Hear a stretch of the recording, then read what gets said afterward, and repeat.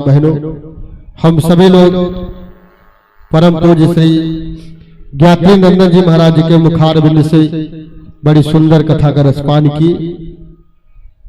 आज श्रीमद् भागवत कथा का प्रथम दिवस था और प्रथम दिवस हम लोग सच्चिदानंद सतचित और आनंद की कथा का रसपान की।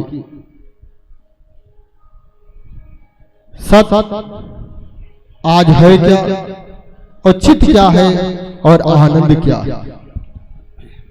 हम सभी लोग जब इस धराधाम पर आते हैं और यहाँ आने के बाद हर एक व्यक्ति आनंद ढूंढता है।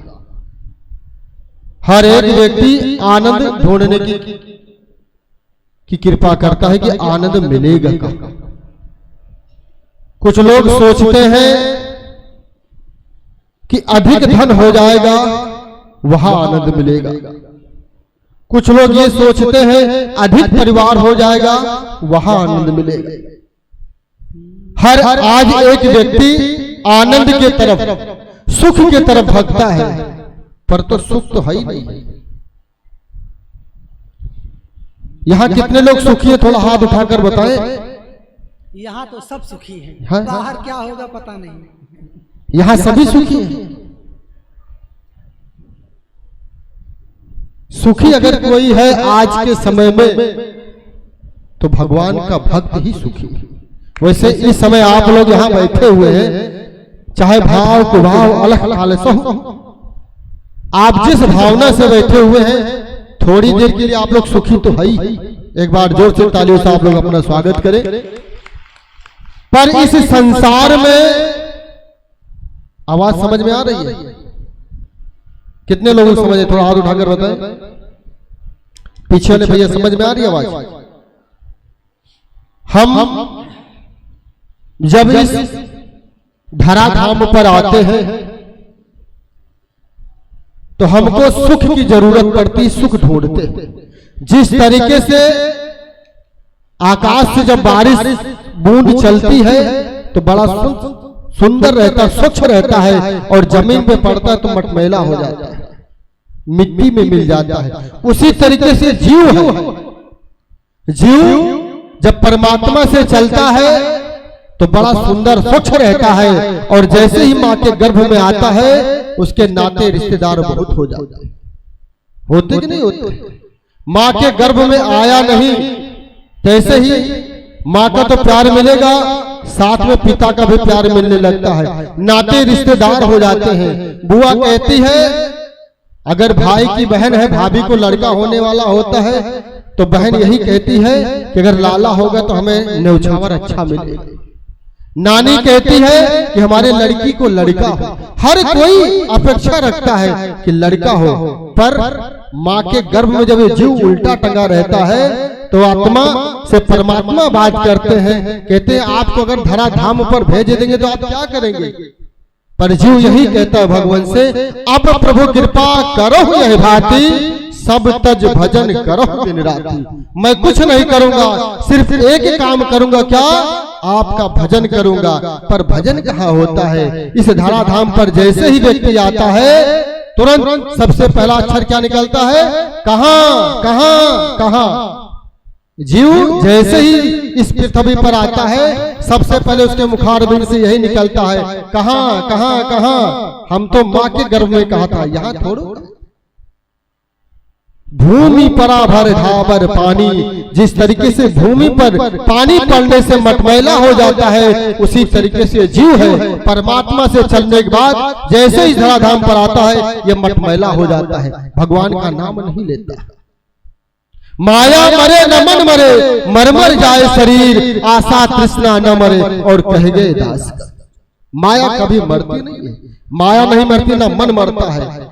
हम बुढ़े हो जाते हैं, बुढ़े होने के बाद में चारपाई पे पड़े रहते हैं, फिर भी आशा पोते से लगाए रहते कि नहीं रहते?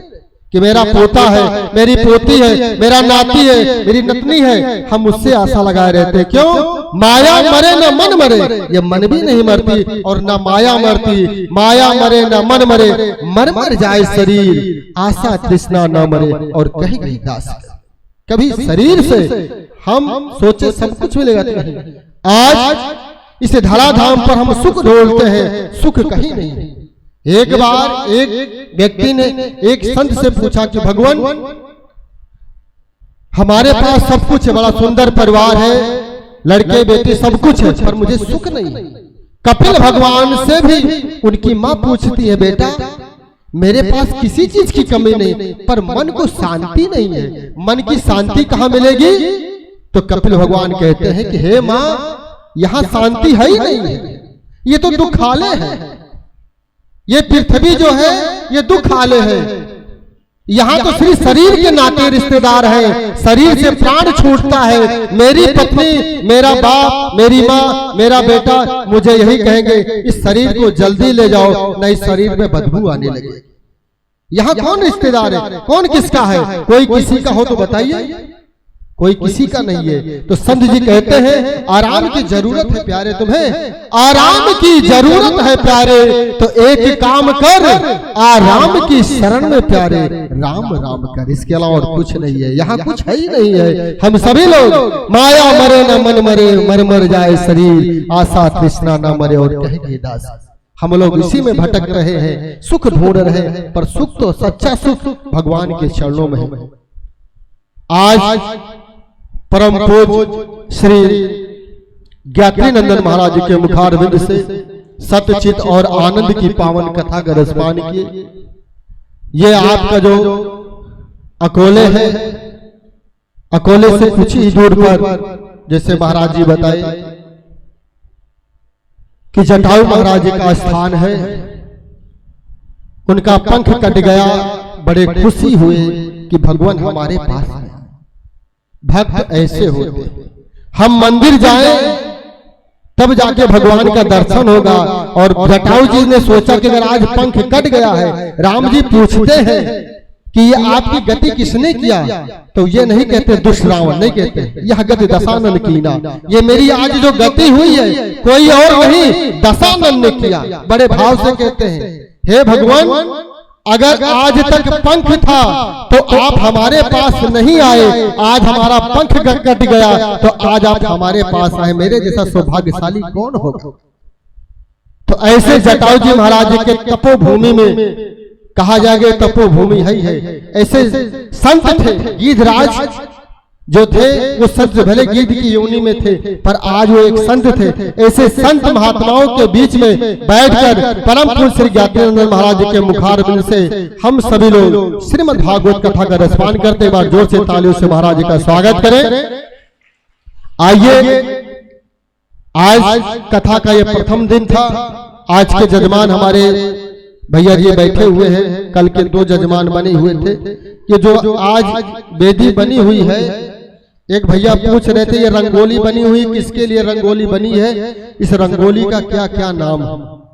आज भैया पूछे थे रंगोली, तो हमने कहा भैया रंगोली नहीं बनी हुई।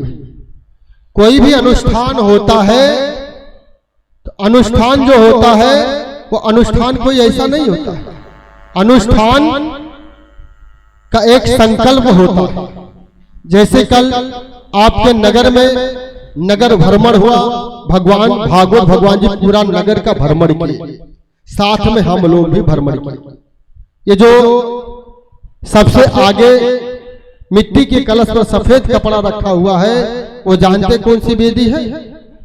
ये पितृदेवता की वेदी है। श्रीमद् भागवत कथा